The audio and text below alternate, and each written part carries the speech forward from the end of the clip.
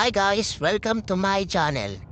Please like, share, comment, subscribe, and hit the notification bell for my new videos. Thank you!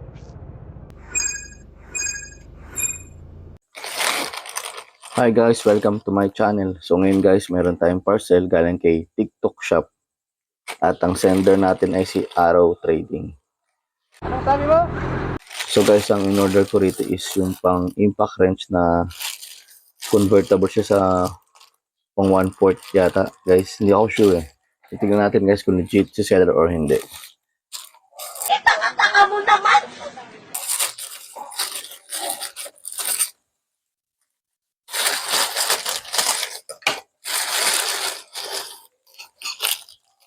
So guys, legit si seller si Arrow Trading. Ilang beses na ako nakaka-order kay Arrow Trading guys eh. So si Arrow Trading is legit talaga. Yun guys oh. Makikita niya yan oh.